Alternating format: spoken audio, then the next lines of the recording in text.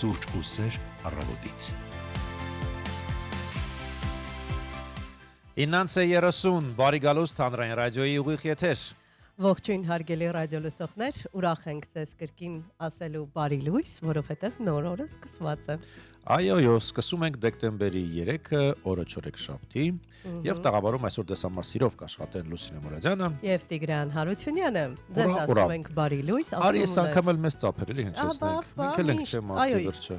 Ահա, ծափարում ենք մեզ, դուք էլ մեզ ծափարեք, դուք էլ ուղարկեք ձեր ջերմ ողջույնները մեր Facebook-յան էջին, մեր armradio.am կայքում գործարկված լայվի տակ եւս կարող եք գրել, ինչու ոչ։ Ես կասեի։ Կամ կողքը, այո։ Եվ իհարկե մեզ նաև հետևում են TikTok-յան հարթակում, ձեզ ողջույններ, հարգելի ռադիոլսողներ, կապ չունի թե որ հարթակով եք հետևում, կարևորը որ հետևեք եւ անմիջական անկեղծ մասնակցություն ունենաք նաև ծրագրին։ Մենք ակնկալում ենք նաև օպերատիվություն։ Սուրճ ու սեր առավոտից սուրճը կադրում տեսնում եք հիմա մեր ձեռքում դառը սուրճ մեծ բաժակ։ Ասա բայց որ համեղ սուրճ։ Շատ համեղ է, ել չեմ ասում գործընկերուս բերած այսօրվա սա ինչ է, բլիթ։ Չգիտեմ, քաղցր մի բան էլ է։ Կարևորը ջերմ խոսքն է։ Բարի լույս, արթնացեք։ Մեր միջև ցերեկ, արև կամ էլ կամի, ոչ մի եղանակ, մեզ չի խանգարի, երբերու ես,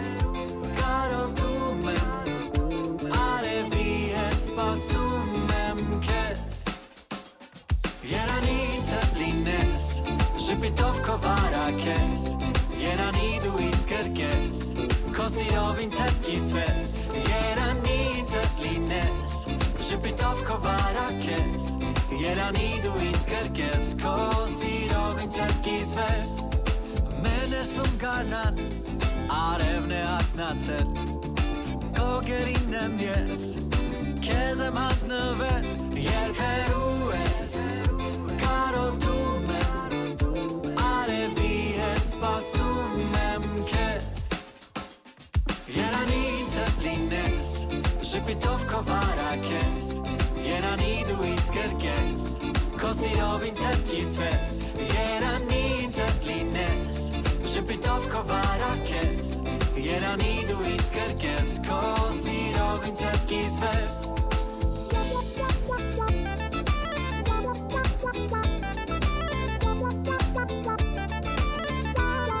Երանի ինձ հետ լինես, ժպիտով քո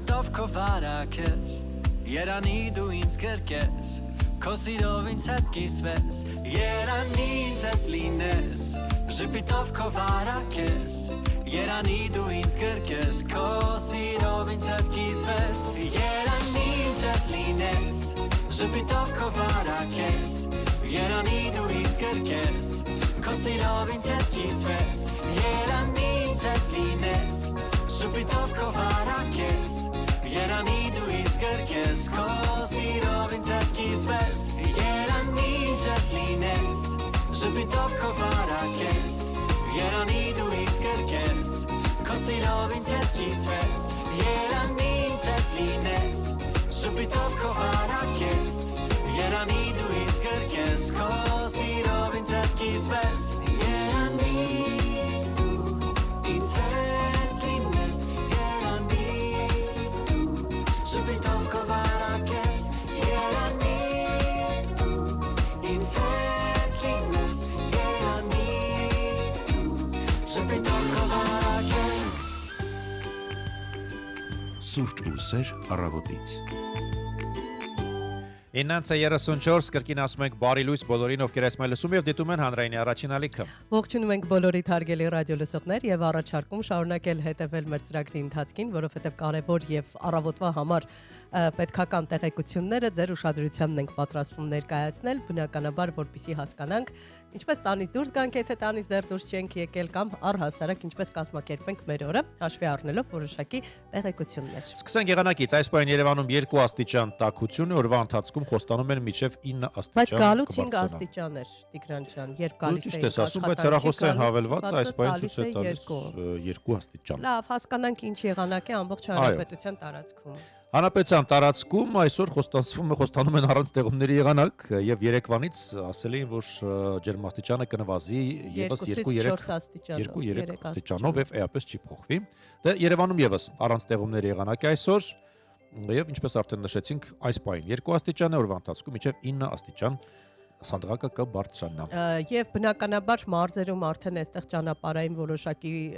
փոփոխություններ կարող են տեղի ունենալ պայմանավորված եղանակով, փորձենք հասկանալ մարզային ճանապարհներն ինչ վիճակում են։ Հայաստանի Հանրապետության տարածքում ավտոճանապարհները հիմնականում անցանելի են, հարգելի ռադիոլսողներ, ժամանակավորապես դեռ երթևեկության համար շարունակում է փակ մնալ Կորեայի ձորի ճանապարհը, այնտեղ կատարվում են հիմնանորոգման աշխատանքներ, դուք գիտեք, հարգելի ռադիոլսողներ, կարծես թե մնացյալ ճանապարհները ամբողջությամբ բաց են, հիմա Տիգրանը նաև կառանձնացնի մեզ համար, թե որ տարածքներում կա ամառախուղ, Ստեփան Զմինդալարս ավտոճանապարհը բաց է բոլոր տեսակի տրանսպորտային միջոցների համար։ Այո, ճանապարհային դեպարտամենտից տեղեկանում ենք, որ ժամը 9-ի դրությամբ Վարդենյաց Լեռնանցքում, Աբովյանի, Սևանի, Գավառի, Արտիքի տարածաշրջանների ավտոճանապարհներին տեղ-տեղ մերկասառույց է։ Արտաշատ Արարատ Երաս ավտոճանապարհին M5 միջպետական ճանապարհի Էջմիածնի տարածաշրջանի 11-րդից մինչև 15-րդ կիլոմետր հատվածում եւ Սևանից մինչև Հրազդան հատվածում խիտ մառախուղ է։ Տեսանելիությունը 30-ից 50 մետր է։ Միջպետական եւ հանրապետական նշանակության բոլոր ավտոճանապարհները բաց են եւ ճանապարհները սպասարկող ընկերությունները ավտոճանապարհներին իրականացնում են մաքրման եւ աղ ավազով մշակման աշխատանքներ, նաեւ վարորդներին հորդորում ենք բացառապես երթևեկել ձմեռային անվադողերով։ Ապահովության, թե ձեր ապահովության, թե կողքի մարդկանց ապահովության համար ձմեռային անվադողերը։ Այո, եւս մեկ լուր M2 ճանապարհի Մասիսի եւ Արտաշատի հատվածներում խիտ մառախուղ է, տեսանելիությունը 15-ից 20 մետր, վարորդներին հորդորում ենք լինել ուշադիր։ Այո, ուշադիր պետք է լինել, որ զգոն եղեք, հարգելի ռադիոլսողներ, երթևեկության բոլոր կանոնները պահպանեք, ոչինչ մի խախտեք, սա շատ կարևոր է այս պարագայում, եւ հաշվի առեք եւս մեկ հանգամանք, որ եթե դուք օրինապահ քաղաքացի որպես վարորդ ճիշտ երթևեկեք, երթևեկության կանոնները պահեք, լինեք ինչ որ չափ հարգող եւ զիջող վարորդ, հավատացնում ենք ձեզ խցանումների թիվը էականորեն կնվազի։ Հիմա տեղափոխվենք մայրաքաղաք Հայաստանի Հանրապետության ճանապարհներից եւ փորձենք հասկանալ Սանդղակ բալային խցանումների ընդամենը 5 է։ Ընդամենը 5 բալ է, տանելի է, ինչպես ասում են, դե օրերը ցրտում են, շատ-շատեր էսպես ալարում են տանից դուրս գալ, եթե ունեն հնարավորություն, մնում են տակուկ անկողիններն են եւ վայելում են ջերմ ընտանեկան մթնոլորտը, շարունակում եք ունկնդրել հանրային ռադիո։ Ունենք ավտովթար Սարալանջ փողոցի իջնող հատվածում ունենք ավտովթար եւ այնտեղ այս պահին խիստ ծանրաբեռնված է այդ բոսոր կարմիր է, ոչ թե ուղակի կարմիր է, այդքան ծանրաբեռնված է այդ հատվածը։ Սարալանջը իջնողն է, ասենք, մշտական կա դե, բայց այստեղ նաեւ այս պահին վթար է։ Այստեղ եւս ունենք կարծես թե մուգ կարմիրով գծված այո, Սարալանջ դեպի Աբովյան Պուրակ տանող իջնող հատվածը եւս ծանրաբեռնված է։ Ընդհանուր Սարալանջը ծանրաբեռնված է, հարգելի ռադիոլսողներ, բոլոր ճանապարհները իջնող հատվածների մասին է խոսք, որոնք բերում են դեպի կենտրոն։ Բայց ընդհանուր եթե դիտարկենք, ապա բավականին հաջող տարբերակ է, ընդամենը 6 դարձավ կարծես։ Այո, չէ, 5 դարձավ նորից։ Տատանվում է այսպես 5-ի 6-ի Նալբանդյանը ինչպես միշտ միակողմանի դեպի Սախարով գնացող հատվածը ծանրաբեռնված է։ Էլ ինչ ենք տեսնում, եւս մեկ բոսոր Ամիրյանը դեպի Հանրապետության հրապարակ գնացող հատվածը կրկին ծանրաբեռնված է։ Այստեղ ոչ կենտրոնական հատվածներում ենք տեսնում բոսոր կարմիրով ներկված, Պարոնյան փողոցի հարակից փոքրիկ փողոցն է կրկին ծանրաբեռնված։ Այո։ Այստեղ միացնում է Ֆրիկի եւ Պարոնյան փողոցները այս ճանապարհը միակողմանի եւս ծանրաբեռնված։ Այսքան է երևի թե Բայց ունենք երթևեկության կազմակերպման փոփոխություն։ Լուրջ, Երևանի քաղաքապետարանից է տեղեկանում, օրը օր չի, եթե չունենանք փոփոխություն։ Հանգիստ չենք նստում, էլի տեղներս։ Ընդ որում երկու փոփոխություն ունենք, փաստորեն Երևանից երթևեկության կազմակերպման փոփոխություն է կատարվել արդեն աշտարակի խճուղում, մասնավորապես աշտարակի խճուղում Կարմիր խաչի հարակից ճանապարհահատվածում կթույլատրվի հետադարձը դեպի Կարմիր խաչ։ Այնտեղ հեշտացրել են ավելի դյուրին ընդարձել։ Ասենք շնորհակալություն։ Շնորհակալություն։ Եվս մեկ փոփոխություն, որը ուժի մեջ կմտնի արդեն դեկտեմբերի 5-ից, մասնավորապես Իսահակյան Թումանյան խաչմերուկի մասին է խոսքը։ Խաչմերուկում տեղադրված 3-1 մուտքն արգելվում է եւ աջ շրջադարձն արգելվում է ճանապարհային նշանները, գործողության ժամանակ ցուցակը ժամանակավորապես կփակեն ծածկոցներով։ Դու հասկացար։ Չէ, բան չհասկացա անկեղծ ասած։ Ուզում էի հասկանալ, բայց ես հասկանալու խնդիր չունեմ, ախր։ Տեղադրված նշանները, մի քանի նշաններ փաստորեն փակվելու են։ Ինչու։ Ինչու, ախ, ինչու։ Լավ, հիմա ուրիշ հարց, փակվելու են եւ վարորդները չեն տեսնելու այդ ցուցանակները։ Հետեւաբար գուցե վարորդ լինի, որ չիմանա, որ այդտեղ կարգավորող ինչ որ ցուցանակ կա։ Ընդ որում ժամը 11-ից 24-ն է փակվելու այդ ցուցանակները։ Ինչու է։ Նորոգում են ցուցանակները, ինչ են անում։ Մի խոսքով, լավ։ Մի խոսքով Երևան.am-ից ենք տեղեկությունը փոխանցում ձեզ, չմտածեք մենք այսպես որ ինել ենք։ Որտեղից պատահի, վերցրել ենք։ Հիմա գնանք տարադրամի շուկա տեղափոխվենք, հասկանանք ինչ վիճակ է տարադրամի շուկա։ Այո, ամերիկյան $1 օրվա փոխարժեքը ըստ կենտրոնական բանկի 381 դրամ է սահմանվել, 1 եվրոն 442, ռուսական 1 ռուբլ օրվա փոխարժեքը 49 դրամ է, վրացական 1 լարին 141 դրամ, բրիտանական ֆունտ ստերլինգը 502 դրամ է,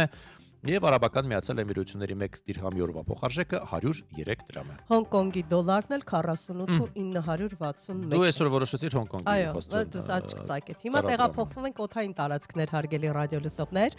եւ փորձում հասկանալ զվարճոցի օդանավակայանների սանդղակը դիտարկելով տեսնում ենք, որ այո, վայրեջքի հետ կապված կան ուշացումներ, նաեւ կա վաղաժամ վայրեջք, հարգելի ռադիոլսողներ, ուզում եմ տեղեկացնել, որ Լառնակայի չվերթը պետք է ժամաներ Հայաստան 9:55-ին, դրա փոխարեն վայրեջք է կատարելու 11:12-ին, Դուբայի թռիչքը 10:25-ի փոխարեն վայրեջք է կատարելու 11:11-ին, սրանք ուշացումներն են, եւս Դուբայի հաջորդ թռիչքը ինչու չենք զարմանում, նույն ժամին, որ պետք է վայրեջք կատարեր 10:25-ին, վայրեջք է կատարելու 11:11-ին։ Ունենք վաղաժամ վայրեջք, Աբու Դաբիի թռիչքն է, 10:25-ի փոխարեն վայրեջքը կատարի 9:52, բան չմնաց, եթե հարազատներ ունեք։ Այսինքն 3 ուշացում ունենք եւ 1 վաղաժամ վայրեջք։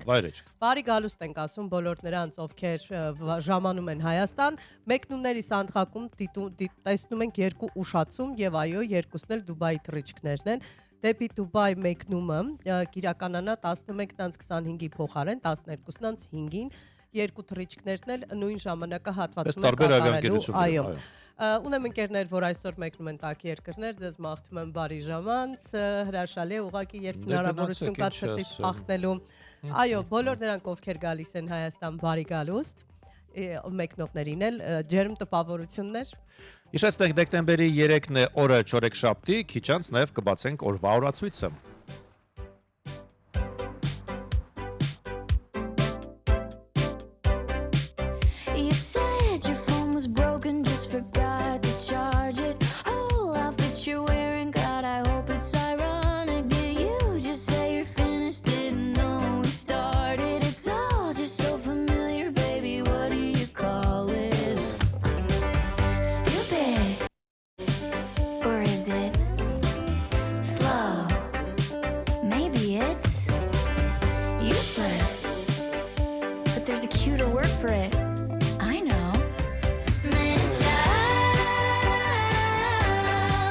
Why you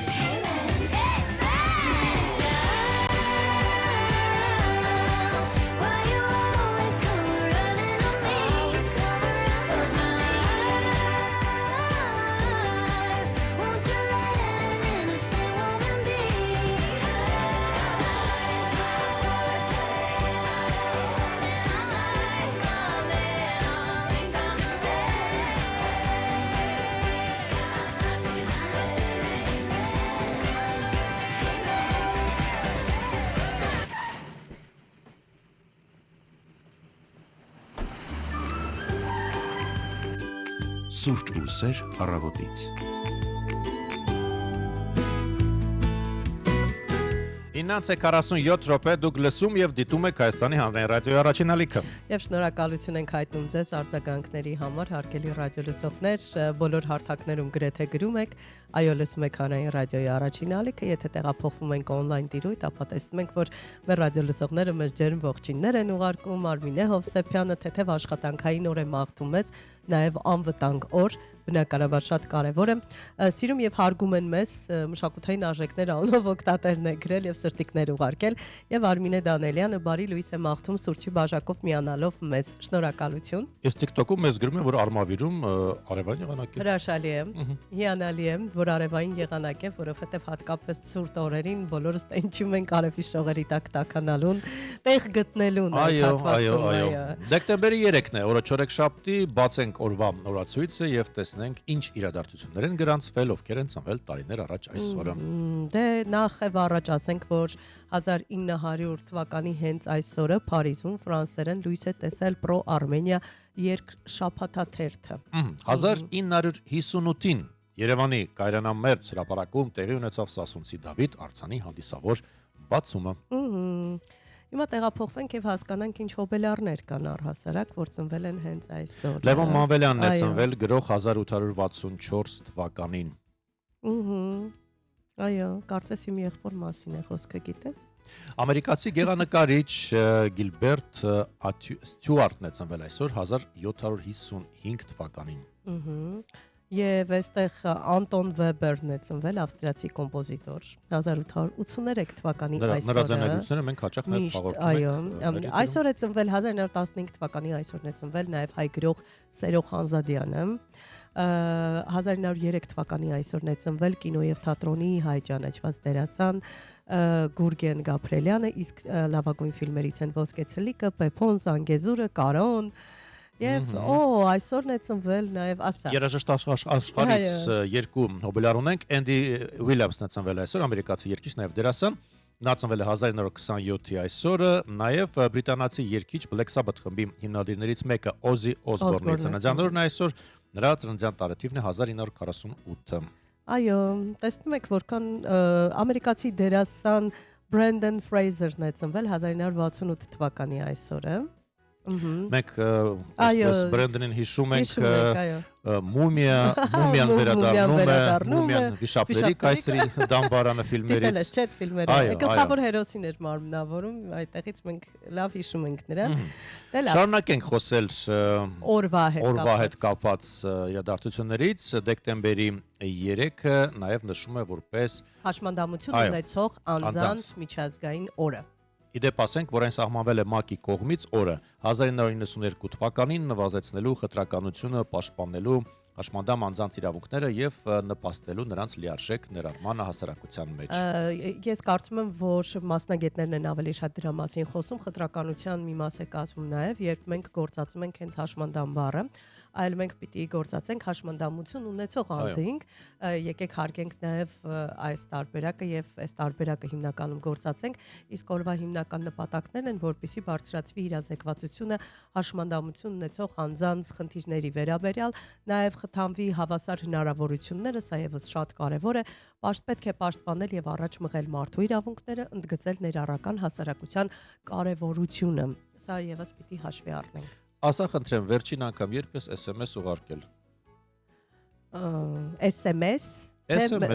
կարճ հաղորդագրություն, հեռախոսով։ 3 ամուսնուս։ Իսկ դու գիտես, որ դեկտեմբերի 3-ը SMS-ի ծննդյան օրն է եւ ինչպես է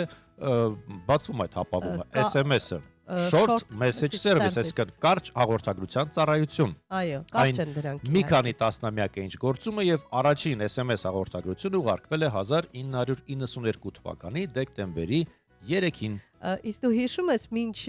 բջջային հեռախոսների ի հայտ գալը գոյություն ունեին, անունը մոռացել եմ, pager-ներ, այո, որոնց միջոցով մենք զանգահարում էինք կոնկրետ կենտրոն, խնդրում ենք այսինչ համարին ուղարկել այսինչ հաղորդագրությունը։ Իսկ դաժան ծանր երկարատև, բայց դա մեզ համար առաջընթաց էր գիտակցել։ Ես հեռուստաեթերում օգտագործել եմ pager ասված այդ հաղորդագրությունը արագ ընթերցում ենք։ Իդեպ ասեմ, որ SMS-ի օրը, որ չի նշվում որպես միջազգային կամ ազգային օր, որը պաշտոնապես նվիրված կլիներ SMS-ին, բայց մենք պարզապես ծննդյանորն ենք այսօր նշում, դեկտեմբերի 3-ին 1992-ին ուղարկվել է առաջին SMS հաղորդագրությունը։ Այնպես որ այսօր էլ ճիշտ ժամանակն է, որպեսզի ոչ թե սոցիալական հարթակների Messenger հատվածի միջոցով նամակներ ուղարկեք, այլ հենց SMS ուղարկեք ձեր մտերիմներին ու հարազատներին, ու անպայման ձեր գեղեցիկ ու ջերմ խոսքով դրական հույզեր փոխանցեք նրանց։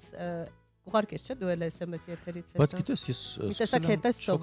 դե ոչ մեկս էլ չենք օգտագործում։ Քանի որ կան սոցհարտակները, մի տեսակ էսպես շատ նամակների հնարավորությամբ, այլևս SMS-ների կարիքը կարծես թե այդքան էլ պետք չի գալիս, բայց եթե ինտերնետ չկա, մարդու մոտ դա փրկություն է իհարկե։ Դες մենք շարժում ենք առաջ, շարժվում լրատվական թողարկումն է, սպասում ենք մեր գործընկերոջը Ռադիոլուրից։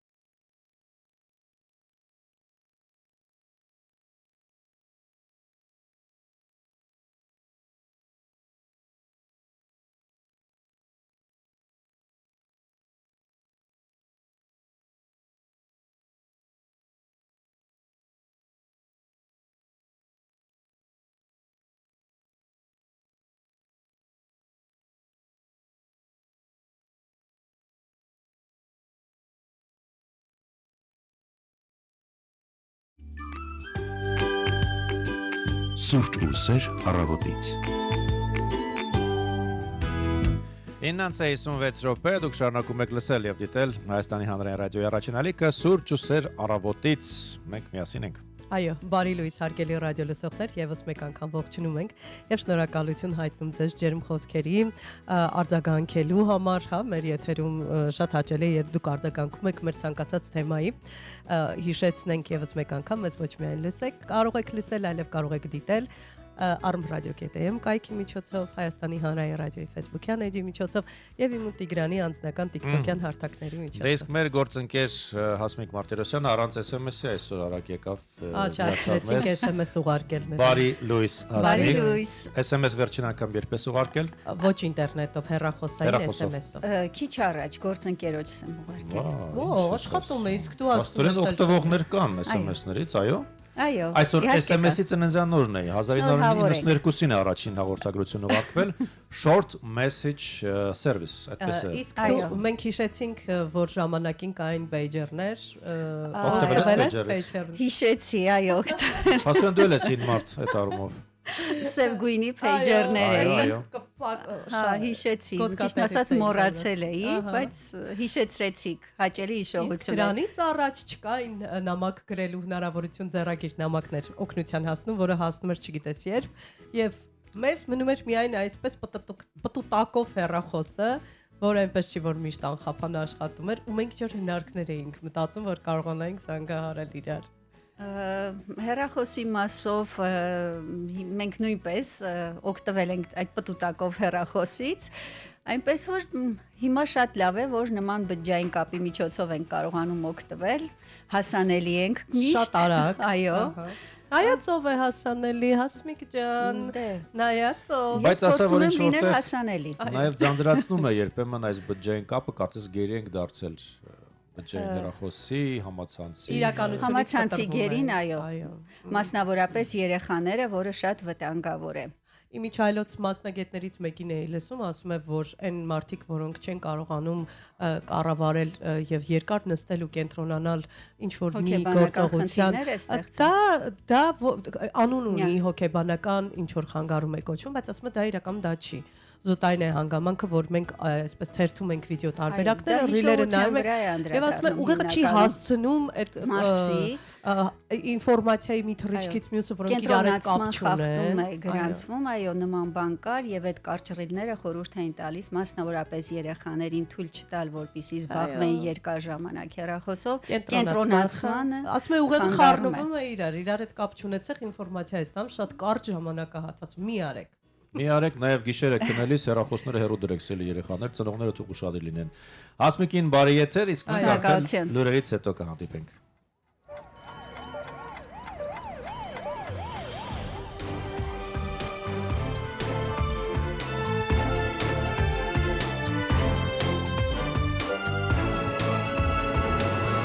Հայաստանում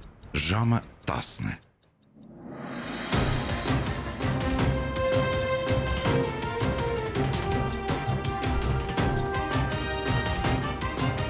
Լուրեր հանրային ռադիոյի եթերում։ Երևանն է խոսում, բարև ձեզ, ռադիո լուրը շարունակում է աշխատանքը, տաղավարում Հասմիկ Մարտիրոսյանն է, ժամի թեմաները նախ համառոտ։ Հայաստան Եվրամիություն նոր օրակարգը գործընկերությունը բարձրացնում է ռազմավարական մակարդակի։ Դոնալդ Թրամփը հայտարարել է, որ Ռուսաստանի եւ Միացյալ Նահանգների ներկայացուցիչները աշխատում են ուկրաինական հարցի կարգավորման ուղղությամբ։ Հեքսեթը կցանկանար Պուտինին, Թրամփին եւ Զելենսկիին ընթրիքի հրավիրել։ Թեմաները ընդգրկուն վայրկյաններ անց։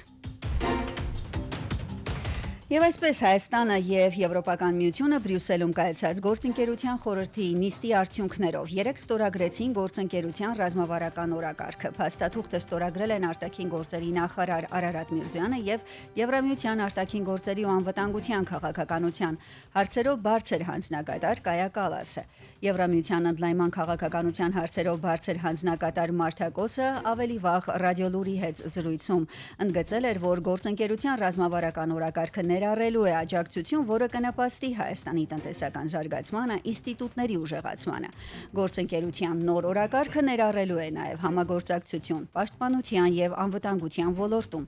Եվրամիությունը աջակցելու է Հայաստանին նաև սպասվող խորհրդարանական ընտրություններին ընդառաջ, հնարավոր հիբրիդային սպառնալիքներին, ապատեղեկատվության տարածմանը, կիբերհարձակումներին դիմակայելու հարցում։ Իդեպ Եվրամիությունը թրիփ նախագծի շուրջ քննարկումներ է տանում թե հայկական, թե ամերիկյան, թե ադրբեջանական ու թուրքական կողմերի հետ։ Պատասխանելով ռադիոլուրի հարցին, բացառիկ մանրամասներ է հայտնել Եվրամիության ընդլայնման հարցերով հանձնակատար Մարթա Կոսը։ Եվ ի պատասխան հարցի, Եվրամիությունը պատրաստ է աջակցել տրանսպորտային հաղորդակցությանը քաղաքական առումով եւ տեխնիկապես, լոգիստիկա, անվտանգության ստանդարտներ Եվրամիության բարձրաստիճան պաշտոնյան նշել է մեջբերում։ 42 կիլոմետրանոց ճանապարհի հատվածը Միացյալ Նահանգների եւ ձեր երկրի միջև պայմանավորվածություն է։ Մենք նույնպես քննարկում ենք ամերիկյան կողմի հետ, կարևորելով հաղորդակցության ավելի լայն կարգավորումները։ Խոսքը կենտրոնական Ասիայից դեպի Եվրոպա ճանապարհի մասին է։ Մեզ համար շատ կարևոր է, որ թրիփը լինի դեպի արևելք եւ դեպի արևմուտք գնացող ուղիների մասը եւ այդ ամենը արվի միաժամանակ, ասել է Կոսը։ Ավելի քան 70 էջանոց փաստաթղթի հիմնական բաղադրիչները հաջորդ եթերաժամին կներկայացնի իմ գործընկեր Լիաննա Եղիազարյանը, ով այս պահին Բրյուսելում է եւ հետեւում է ընթացող զարգացումներին եւ հանդիպումներին։ Խոսենք միջազգային անցուդարձի մասին։ Պուտինի հանդիպումը ԱՄՆ նախագահի հատուկ դեսպանոր Սթիվեն Ուիթքոֆի եւ Թրամփի փեսայի Ջարեդ Քուշների հետ ավարտվել է Մոսկվայում Ռուսաստանի նախագահի օգնական Յուրի Ուշակովի խոսքով ուկրաինական կարգավորման վերաբերյալ հանդիպումը կառուցողական եւ բովանդակալից էր։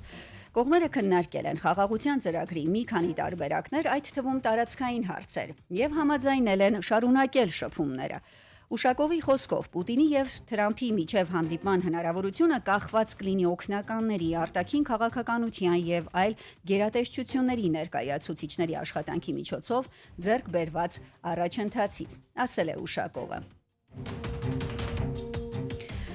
Ռուս-ուկրաինական պատերազմի դադարեցման մասին խոսել է նաև Միացյալ Նահանգների նախագահը։ Դոնալդ Թրամփը հայտարարել է, որ Ռուսաստանի եւ ԱՄՆ ներկայացուցիչները աշխատում են գտնելու ուկրաինական հակամարտության կարգավորման հնարավորությունը։ Սպիտակ տանը տեղի ունեցած հանդիպման ժամանակ Թրամփը մասնավորապես ասել է. «Մենք փորձում ենք լուծել այս հարցը։ Ես ավարտել եմ 8 պատերազմ, սա կլինի 9-րդը եւ մեր մարդիկ հիմա Ռուսաստանում են տեսնելու, թե կարող ենք հասնել կարգավորման։ Սա դժվարին իրավիճակ է», նշել է նա։ Տեղեկացնենք, որ Բրյուսելում այսօր ՆԱՏՕ-ի անդամ երկրների արտաքին գործերի նախարարների հանդիպման գլխավոր թեման կլինի Ուկրաինային նոր հակաօդային պաշտպանության համակարգերով ապահովելը, հայտարարել է ՆԱՏՕ-ի գլխավոր քարտուղար Մարկ Ռյուտեն, ընդգծելով, որ հարցը երկկողմ ձևաչափով կքննարկվի նաև ՆԱՏՕ-ի երկրների եւ Ուկրաինայի միջև։ Եվ լրահոսի վերջին լուրը ատոմային էներգիայի միջազգային գործակալության մասնագետները մինչև այժմ չեն ստացել Նաթանզի, Սպահանի եւ Ֆորդոյի իրանական խոշոր միջուկային օբյեկտներ մուտքի թույլտվություն, որոնք վնասվել են հունիսին ամերիկյան ռմբակոծության հետևանքով, հայտնել է ատոմային էներգիայի միջազգային գործակալության ղեկավար Ռաֆայել Գրոսին, պարզաբանել է, որ Իրանում առաջվա պես կան գործակալության տեսուչներ։ Նրա խոսքով իրանական միջուկային օբյեկտների վրա հունիսյան գրոհներից հետո տեսչական ստուգումները դադարեցվել են։ Այժմին այսքանը տաղավարում աշխատեց Հասմիկ Մարտիրոսյան, ինչպես կզարգանան իրադարձությունները կտեղեկացնենք ժամը 11-ին ցտեսություն։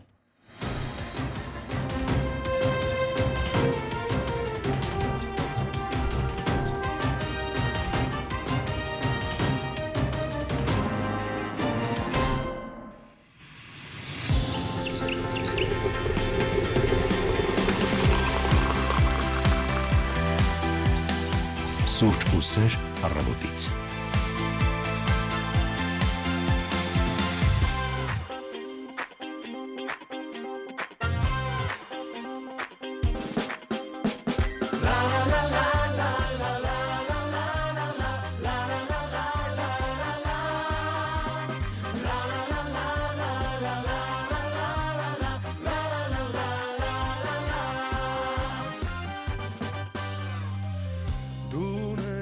Անցյալ քաղաքին դարավոր անցյալ դու եղար հայոց ամրոց բերդ մայր քաղաք դարձար պատմության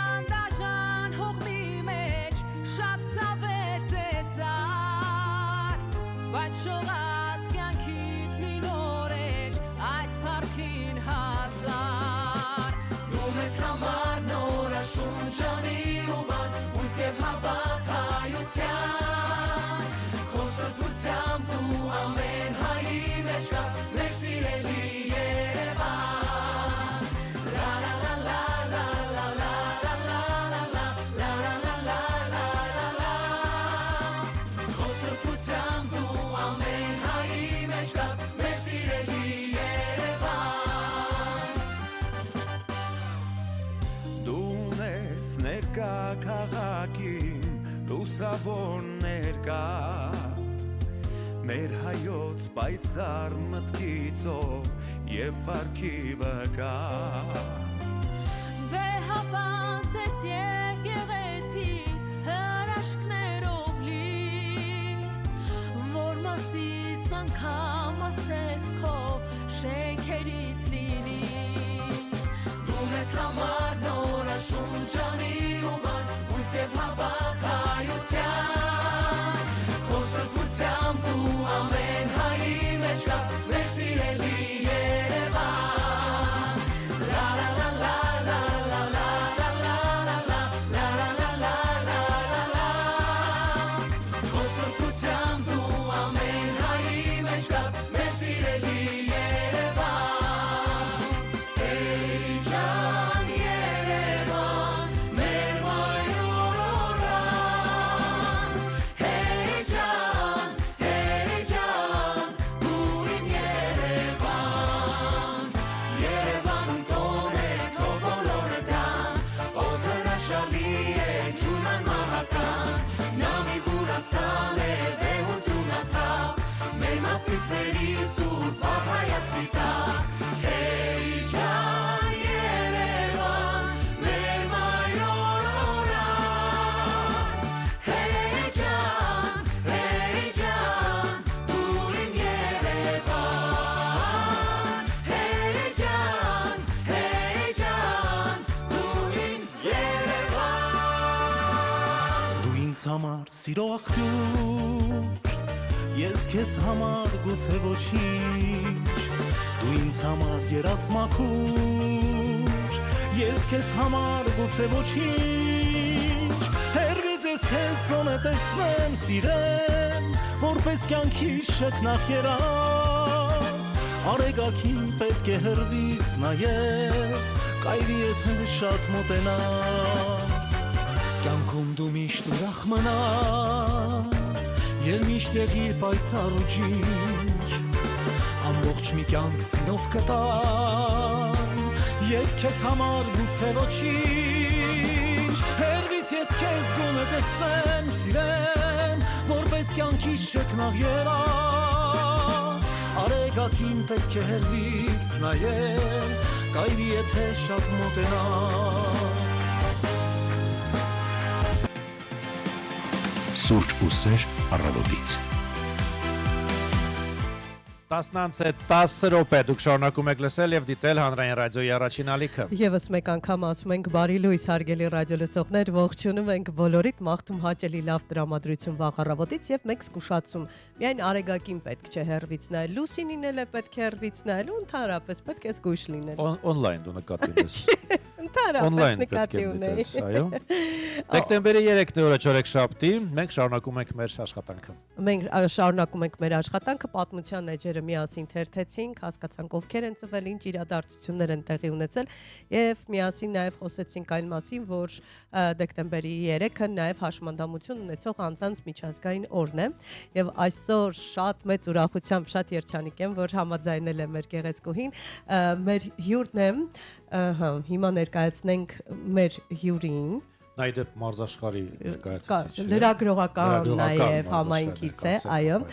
Գոհար Նավասարդյան, սպորտային լրագրող, հոկեբան, զբաղվել է տարատեսակ մարզաձևերով, դրանք արդեն ինքը կմանրամասնի, բարի լույս, սիրելի, շատ սիրելի Գոհար։ Բարի լույս, բարի գալուստ։ Բարի լույս, շնորհակալություն հրավերի համար, ուրախ եմ նորից այստեղ լինել, հատկապես ձեզ հյուր։ Շատ հաճելի է։ Գոհար, մենք գիտենք, որ հաշմանդամություն ունեցող անձանց համար մաչելիությունը, հատկապես եթե կան ֆիզիկական սահմանափակումներ, այս պարագայում որոշակի առումով խոչընդոտ է, կարծում եմ անարգել բարձրացակ եւ հասակ հանրային ռադիոյի 3-րդ հարկ։ Ես հաճելիորեն զարմացած եմ հանրային ռադիոյում եղած հարմարեցումների համար,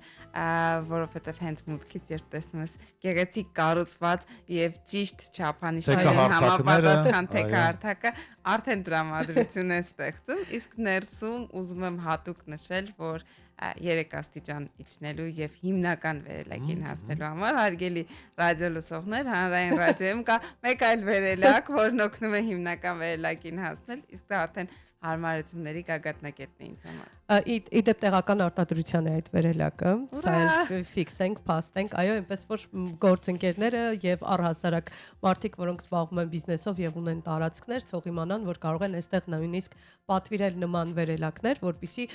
ապահովենք հարմարավետությունը բոլոր մարդկանց համար։ Այո։ Այստեղ շատ կարեւոր է։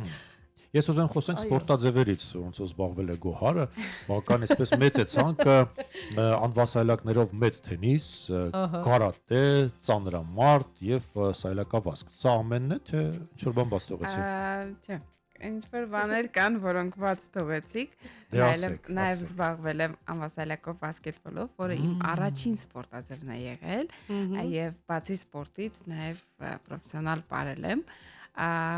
Բայց հիմա զբաղվում եմ սայլակավազքով եւ առաջ Աստված, ինչպես ասում են, պատրաստվում եմ Լոս Անջելես 2028 թվականի պարալիմպիկ խաղերին մասնակցել։ Բրավո։ Գոհար, ես ուզում եմ քեզ հետ ենք։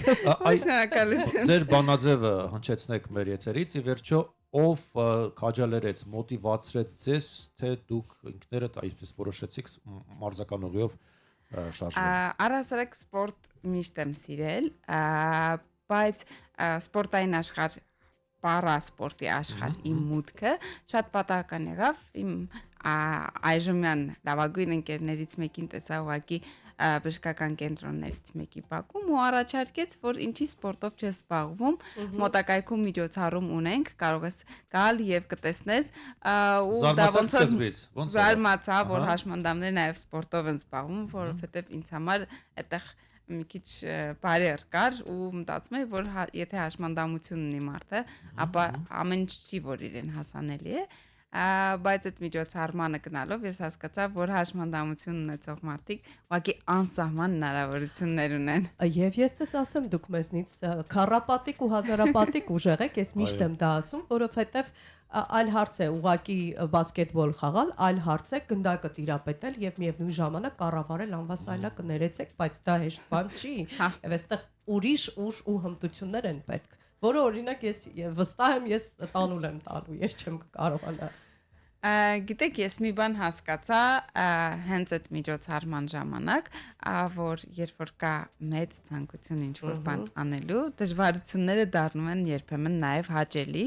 եւ այո, կառավարել սայլակը եւ նաև գնդակը ու նաև ամբողջ հաշվարկել, դա մի քիչ բարդ է, բայց մեծ ցանկության դեպքում անհնարին է հնարավոր է դառնում։ Ոչ ոք ոչինչից ապահովագրված չէ, եւ եկեք խոսենք, այո, եւ յուրաքանչյուր ոք չգիտի վաղը իր հետ ինչ տեղի կունենա, բայց լինում են խնդիրներ, որոնք սկզբնական շրջանում թեկուզ շոկային հատվածում անելանելի են թվում, անիրական են թվում եւ մտածում է մարդը, որ գուցե չկարողանա այդքան ուժ գտնել իր մեջ հարմարվել նոր իրականության հետ։ Այդ դու ինչ խորհուրդ կտաս նման մարդկանց, որոնք հիմա դժվար վիճակում են եւ օրինակ չեն կարողանում համակերպվել կամ տարբերակներ չեն գտնում, որպեսզի առերեսվեն այդ նոր իրականությանը եւ շարժվեն առաջ։ Եվ կարծում եմ, որ կյանք ավարտվել է, վերջ, ամեն ինչ կորած է։ Հաջողել ես տարբեր ոլորտներում, այս պարագայում կարող ենք ասել եւ քեզնից լավ ոչ ոք չի կարող խորհուրդ տալ։ Գիտեք, սեփական փորձից ելնելով կարող եմ ասել, որ երբ որ կյանքի որոշակի հատվածում ես դու ձեռք բերում հաշմանդամություն, դա իսկապես շատ բարդ խնդիր է։ Քո կյանքը բաժանվում է երկու մասի։ Առաջ հետո։ Այո, եւ դրան հարմարվելը շատ բարդ է, բայց նախ մեզ շատ օգնում են մեր շրջապատում եղած մարդիկ, մեր ընտանիքի անդամները, մեր ընկերները, ովքեր շարունակում են նույն ձև շփվել մեզ հետ, ինչ որ առաջ էին շփվում, ովքեր մեր կյանքի մի մասն են կազմում եւ փորձում են օգնել մեզ հարմարվելու։ Մենք պետք է ուղղակի թույլ տանք իրենց, որ օգնեն մեզ այս դեպքում, եւ ամենակարևորը հաշմանդամություն ձեռք բերելուց հետո հաղթահարման ամենահեշտ ուղին որևէ բանով զբաղվելն է։ Դա կլինի սպորտ, մշակույթ, կրթություն, գիտություն, չգիտեմ, ըստ հետաքրքրությունների շրջանակի, բայց երբ որ սկսում ես ինչ որ նոր պիտանի բանով ես զգում։ զբաղվել, այո, դու արագ հասարակության մեջ վերականգնում ես քո տեղն ու դերը եւ դա թույլ է տալիս, որ ավելի հեշտ ինտեգրվես հասարակություն քո նոր դերով, քո նոր ֆիզիկական տվյալներով եւ այն խնդիրները, որոնք առաջացել են քեզ մոտ կյանքի որոշակի փուլում, դու սկսում ես դրանք չնկատել, որովհետեւ այն ամենը ինչով դու զբաղվում ես դա ավելի կարևորություն է ունենում քեզ համար։ Նոր իմաստ է կարծես, հա։ Մենք զանգ մենք ունենք զանգ, այո, ողջունենք։ Ռադիոլսողին Բարի Լուիս։ Բարի Լուիսով եմ ես միացել։ Ներեցեք մի վարքյան։ Մեկ վարքյան, հիմա ձեզ կլսեն նաև եթերում։ Լսում ենք ձեզ։ Փորձենք։ Ալո։ Ալո։ Մենք կարծես տեխնիկական խնդիր ունենք։ Այո։ Մեր ռադիոլսողը խոսում է, բայց մենք նրան չենք լսում։ Հարգելի ռադիոլսող, 1 րոպե կխնդրենք, որպեսզի սպասեք։ Մենք փորձենք, ահա, թե արի ու տես։ Լավ, մենք կփորձենք կապ հաստատել ռադիոլսողի հետ քիչ անց, Գոհարի հետ շարունակենք խոսել, ինչ հասկանանք, ինչ պիտի անենք, որպեսզի շատ արագ վերականգնենք մեր կապը ռադիոլսողի հետ։ Ահա, Գոհար հոգեբանությունը օգնեց ձեզ թե ոչ։ Որ լինելով նաև հոգեբան, օգնեց ձեզ թե ոչ։ Ասեմ, որ շատ օգնեց, ես ի սկզբանե, այսպես ասած, կանխամտածված էի ընտրել այդ մասնագիտությունը, հույս ունենալով, որ ինքդ քո խնդիրները կլուծես։ Եվ իմ խնդիրները, եւ իմ ընկերներին օգնելու նպատակով, քանի որ մինչ դա ես երազում էի բժիշկ դառնալ, բայց բժշկական համալսարանի հարմարեցումների բացակայությունը ինձ նոր խնդրի առաջ կանգնեցրեց եւ որոշեցի հոգեբան դառնալ, հոգեբանն էլ հոգու բժիշկն է եւ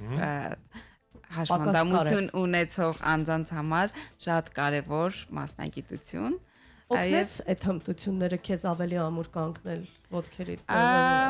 եւ փորձել գնալ առաջ նոր իրականության։ Կարծում եմ այն ամենը, ինչ որ ես ձեռք եմ բերել հոգեբանի մասնագիտություն ստանալուց հետո, երևի թե դրա առողջի բաժինը հենց այդ մասնագիտական հմտություններն են օգնել, որովհետեւ երբ որ դժվարությունների, երբ որ խնդիրների առաջ ես կանգնում ու ինքդ քեզ կարողանում ես մոտիվացնել, որ ճանապարհի կեսից չկանգնես, այլ շարժվես առաջ, կարծում եմ, այո, ինձ շատ օգնել է։ Փորձենք եւս մեկ անգամ կապ հաստատել մեր ռադիոլսողի հետ, ասել Բարի Լուիս։ Ալո։ Ալո։ Ահա, լսում ենք ձեզ։ Սարգիսն եմ ես միացել։ Կասեի, որ կան սահմանափակ կարողության տեր հաշվանդամներ, որոնք կարան, ասենք, պետությունը նման մարդկանց համար դարձնել անհասանելի այն հայերը, որ հասանելի դարձնել։ Նաև կա չտեսնող աուտիզմ, մտավորական խնդիրներ ունեցող մարդիկ, որոնք շատերը չեն կարողանում անել այն, ինչ որ դուք եք կարողանում անել։ Չէ՞ որ ինձ էլ խնդիրներ ունեն, ես էլ չեմ կարողանում։ Ամեն մարդու մոտ տարբեր խնդիրներ ա, բայց պետք է այդ խնդիրները բարձրացնենք, որ լուծվի։ Սարգիս ջան, դուք միշտ բարձրաձայնել եք ձեր խնդիրների մասին, մենք միշտ սիրով հարթակ ենք տրամադրել ձեզ, այո։ Ես ընդհանուր հաշվանդամ։ Լավ, հասկանալի է, շնորհակալություն Սարգիս ջան։ Շնորհակալ ենք։ Նման օրերը, նման հանդիպումները նաև եթերային ինչու ոչ միտված են այս խնդիրների բարձրաձայնման, իհարկե։ Ուղղակի երևի թե ճիշտ մարդիկ պիտի հայտնվեն քո կողքին, որ կարողանան քեզ սատարել եւ պիտի կարողանաս փնտրել ու գտնել ճիշտ, չգիտեմ, նոր հմտություններ, որոնք քեզ կերջանկացնեն, չգիտեմ։ Ես նկատել եմ մի բան, որ մարդը մինչև հաշմանդամություն ունենալը, այլ աշխատանքով է զբաղվել, իր համար ապրել է, բայց հաշմանդամություն ունենալուց հետո էլ ավելի է ակտիվացել, կարողացել է այսպես շատ ավելի Կարծես երկրորդ շնչառություն է բացվել։ Հետաքրքիր բաներ եմ տեսել, որ ինձ ոգեշնչել են եւ ես լիահույս եմ, որ կոգեշնչեն շատ մարդկանց։ Այո, կա նման տենդենց, ոչ միայն Հայաստանում, այլ ամբողջ աշխարհում։ Մի տեսակ ոնց որ հաշմանդամություն ունենալուց առաջ դու ապրում ես սովորական ստանդարտ կյանքով, մեծամասամբ այդպես է լինում։ Ինչը բոլորը անում են, կարող են անել։ Ահա, իսկ ինչը չեն կարող անել մենք։ Հաշմանդամություն ստանալուց հետո կարծես կյանքը նոր իմաստ է ստանում, կյանքի իրական շունչը զգում ես ու փորձում ես ամեն վայրկյանը լիարժեք ապրել, ամեն վայրկյանը ապրել իմաստալից։ Գնահատում ես։ Այո, եւ երևի թե դա է պատճառը, որ հաշմանդամություն ձեռք բերելուց հետո մարդիկ տարբեր բաներով են զբաղվում, տարբեր ոլորտներում փորձում են հաջողել եւ կյանքը ավելի բուրն են ապրում, քան մինչ այդ։ Իմ դեպքում համենայն դեպս այդպես է եղել եւ շատ շատերից եմ լսել, որ փորձում են կյանքը ամեն վայրկյանը ապրել լիարժեք ու կյանքի իրական համը զգալ, ու դա շատ վարակիչ տենդենս է, ինչը ուրախացնում է։ Շատ է ուրախացնում։ Որովհետև կյանքը ի վերջո շատ գունեղ է ու ամեն գույնը տեսնել, ամեն վայրկյանը ապրել գունավոր, դա իսկապես ոգեշնչող բան է։ Գեղեցիկ բաների մասին խոսեցիք, ես ճիշտ եմ հիշում նաև մասնակցել եք գեղեցկության մրցույթին։ Մեր գեղեցկուհին նաև մասնակցել։ Ես ցանկ ամբողջական չէր սկզբում այն ինչ մենք ասացինք իհարկե։ Ինչեր եք բացահայտում դեռ։ Ինչ են տալիս հաղթանակները քեզ հիմա։ Մի քիչ ուրիշ կերպ ես դու հաստատ ընկալում այդ հաղթանակները։ Հաղթանակները տալիս են նոր ոգեշնչում, մի շատ գեղեցիկ խոսք կա, որ Միխայել Շումախերն է ասել, ես հաճույք եմ ստանում ոչ թե հաղթանակից, այլ այն ճանապարհից, որ տարել է ինձ դեպի հաղթանակ, ու այդ որ հաղթահարում ես այդ դժվարությունները, օրինակ գեղեցկության մրցույթներում բեմ դուրս գալ, չգիտեմ, այլ ինչ որ միջոցառումների ժամանակ հանրային ելույթներ եւ այլն, բեմ դուրս գալ, խոսել, մարդկանց մեծ բազմության մեջ չընկճվել ու շարունակել հաղթահարել այդ հոգեբանական խնդիրները, դրանք եւս մեծ հաղթանակներ են ու այդ մանր հաղթանակները տանում են մեծ հաղթանակի ու երբ որ վերջում հասկանում ես, որ ինչ որ ոլորտում, ինչ որ հարցում հաջողել ես, հաղթանակ ես գրանցել,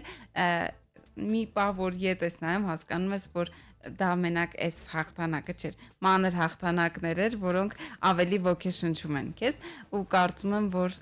անկախ հաշմանդամությունից մարդիկ երբ որ սկսեն նայել թե մինչև ինչ որ բանի հասնելը ինչ ճանապարհ են անցել, դա ավելի կոգեշնչի ավելին անելու եւ երբեք կանգ չառնելու։ Չէ՞ որ այդ ճանապարհներն են հարստացնում։ Ինձ հետաքրքրում է լրագրությունը ինչ եղավ, Գոհար, զբաղվում եք թե ոչ։ Ես առհասարակ սպորտ շատ եմ սիրում եւ հենց սպորտի նկատմամբ սերը ինձ բերեց լրագրություն, սպորտային լրագրություն,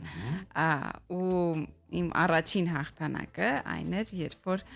դասընթացների ժամանակ մենք ֆուտբոլ էինք մեկնաբանում եւ հայտնի մեկնաբաններից մեկը ինձ այսպես ասած կոմպլիմենտ արեց, ասելով որ շատ գեղեցիկ եթերային ձայն ունեմ ու դա ինձ համար դարձավ այն առաջին շարժիչ ուժը, որ ճիշտ ճանապարհի վրա եմ կանգ առնել, պետք չի, ու ամեն անգամ երբ որ ես լուսաբանում եմ ինչ որ սպորտային իրադարձություն, մեծամասամբ դրանք կապված են լինում հայկական սպորտի հետ, որովհետև կարծում եմ, որ մենք եթե մեր տանը չզարգացնենք դա, դրսում ինչքան էլ զարգացնենք, որևէ մեկին հետաքրքիր չի, եթե մենք տանը բաց ունենք, ու ամեն անգամ ինչքան որ տեսնում եմ հաղթանակներ հայկական սպորտում եւ այլն, դա ոգեշնչում է, դա ավելի առաջ գնալուն խթանիչ ուժ է դառնում եւ ոչ միայն սպորտում, այլ նաեւ այլ ոլորտներում այդ ուժը օգնում է։ Ուժը եւ մարդիկ, որոնք ուժ են տալիս։ Այո, սա եւս մարդիկ շատ կարեւոր են մեր կյանքում։ Այո, եւ ես մի հարց էլ ունեմ, գիտեմ, որ պարաօլիմպիկ խաղերի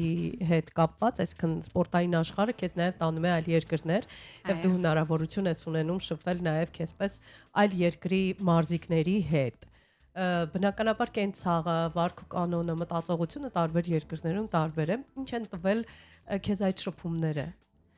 Իմ կյանքում շրջադարձային են եղել հենց այդ սպորտային շրջակայությունները։ Նախորդ տարի ես Հայաստանի ազգային պարաօլիմպիկ թիմի հետ մեկնեցի Փարիզի պարաօլիմպիկ խաղերին մասնակցելու որպես Հայաստանի հավաքականին կցված լրագրող սպորտային, որպեսզի լուսաբանեմ մեր մարզիկների ելույթները։ Եվ ես չէի պատկերացնում ուր եմ գնում եւ ինչ եմ տեսնելու, ինչ է այնտեղ ինձ սպասվում,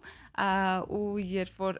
ամբողջ աշխարհից հազարավոր մարդիկ, մոտ 7000 մարդ այդ պահին, բոլոր ունեն հաշմանդամություն, անկախ մարզիկ են, մարզիչ են, մեծամասամբ 90% հաշմանդամություն ունեցող մարդիկ են եւ որևէ մեկը չի հիշում, որ ինքը հաշմանդամություն ունի։ Այդտեղ ակնհայտ տեսնում ես, որ մարդիկ ապրում են լիարժեք կյանքով, մարդիկ ունեն այս կյանքում ինչ որ հոբի, ինչ որ նպատակ, ինչ որ աշխատանք, որը կոչվում է սպորտ, եւ ամեն մեկը փորձում է պրոֆեսիոնալ կերպով իր սպորտաձևում հաջողել, իր կատարած աշխատանքում հաջողել եւ անկախ ցայլակ են օգտագործում, պրոթեզ են օգտագործում, թայլ ինչ որ բաներ, չես նկատում մարդկանց դեմքի արտահայտությունից, որ իրենք խնդիրն են։ Եվ դա ոգեշնչող եղավ, որպեսզի ես մտածեմ մեծ սպորտ վերադառնալու մասին ու հենց այնտեղ էլ որոշում կայացրեցի, որ ժամանակը եկել է։ Շատ լավ է եւ պատրաստվում եք արդեն հաջորդ տարվա պարաօլիմպիկ խաղերին։ Մենք պատրաստվում ենք Փարիզի պարաօլիմպիկ խաղերից վերադառնալուց անմիջապես հաջորդ օրվանից սկսած։ Ոգեշն այդքան փաստորեն արդյունավետ են եղել այդ շփումները, սա հրաշալի է։ Իդեպ նաեւ շատ կարեւոր է, որ մարդ իրեն գտնի եւ արդեն ոչ թե առաջնային տեղում լինի որոշակի ֆիզիկական սահմանափակումը, այլ լինի առաջնային տեղում նպատակը, որին պիտի գնա։ Այո։ Այստեղ on-line հարթակում մենք ունենք հաղորդագրություն։ Այո, համկարանով օգտատերն է գրում բարի լույս բոլորին, հատկապես հաշմանդամություն ունեցողներին, ուզում եմ ասել, որ իրենք հասարակության լիովին անդամ են եւ կարեւոր դեր ունեն մեր հասարակության մեջ, ինչպես բոլորս։ Եւ մեծ խնդրանք ունի բոլոր գործատուներին, նա հորդորում է չանտեսել այն մարդկանց, ովքեր ունեն հաշմանդամություն, աշխատանքի ընդունելիս հաշվի առնել, պետք է հաշվի առնել նրանց ունակություններն ու կարողությունները, որովհետեւ նրանց մեջ գուցե ավելի խելացիները կան, քան նրանց մոտ, ովքեր վաղուց միայն սուրճ խմող ձեր աշխատակիցներն են։ Շատ լավ դիտարկում է։ Գոհար, իդեպ այդ ձեր տեսանկյունից ինչ դրական փոփոխություններ կարող եք նկատել, հա, այս տարիների ընթացքում։ Սառույցը կոտրվել է թե ոչ, այո, մենք տարիներ շարունակ խոսում ենք, որ գործատուներն են այսպես վարվում կամ, չգիտեմ, հարմարեցումներ չկան, այ ընդհանուր այս հասարակական մոտեցումներն ու կանոնները ինչ փոփոխություններ են կրել։ Ճիշտ ասած, պետք է ուրախությամբ փաստեմ, որ մեր հասարակությունը ավելի տեղեկացված է դարձել այս առումով եւ մարդիկ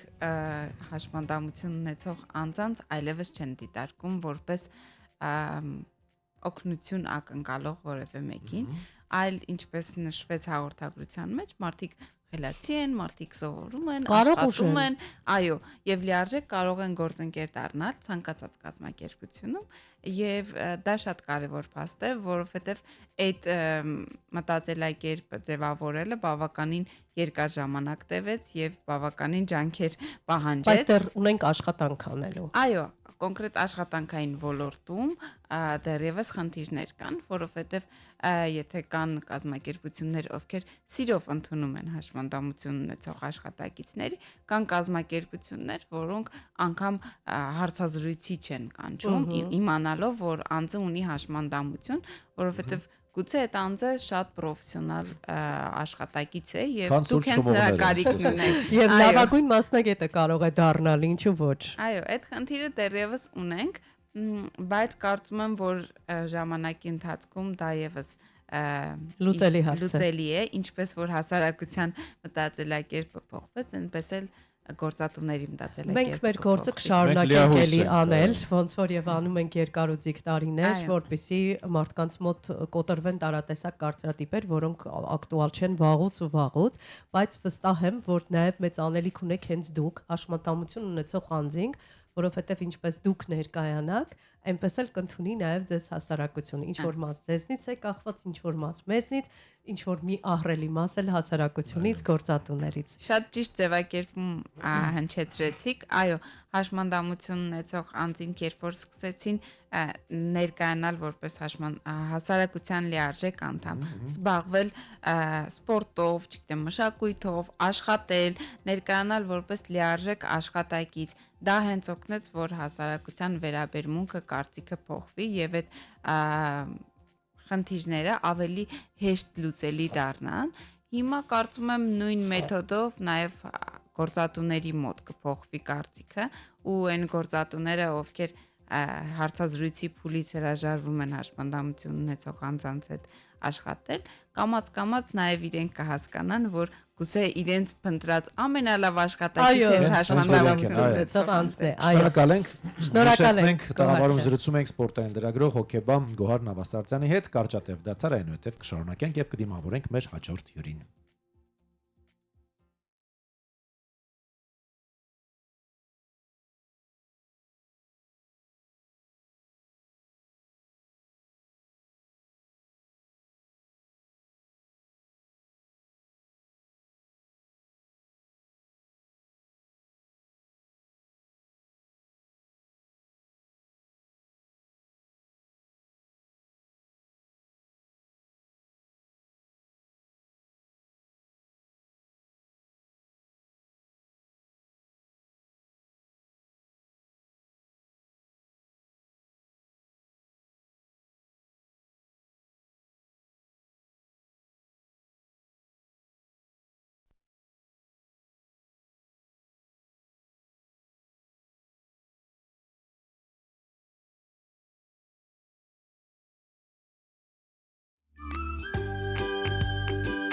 Սուրճ ու սեր առավոտից։ Ya lo ves, que no hay dos sin tres, que la vida va y viene y que no se detiene y qué sé yo. Pero miénteme aunque sea, dime que algo queda entre nosotros dos, que en tu habitación nunca sale el sol, ni existe el tiempo ni el dolor. Llévame si quieres a perder a ningún destino, sin ningún porqué. Ya lo sé, que corazón que no ve es corazón que no siente, o corazón que te miente, amor. Pero sabes que en lo más profundo de mi alma sigue aquel dolor por creer en ti, que fue de la ilusión y de lo bello que es vivir. ¿Para qué me curaste cuando estaba herido? Si hoy me dejas de nuevo el corazón partido. ¿Y quién me va a entregar sus emociones? ¿Quién me va a pedir que nunca la abandone? ¿Quién me tapará esta noche si hace frío? ¿Quién me va a curar el corazón partido? ¿Quién llenará de primaveras este enero y bajará la luna para que juguemos? Dime si tú te vas, dime cariño mío, ¿quién me va a curar el corazón partido? ¿Quién me va a entregar sus emociones? ¿Quién me va a pedir que nunca la abandone?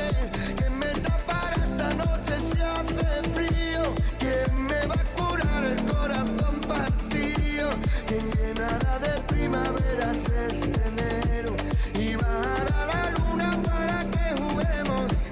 Dime si tú te vas, dime cariño mío, ¿quién me va a curar el corazón partido? Corazón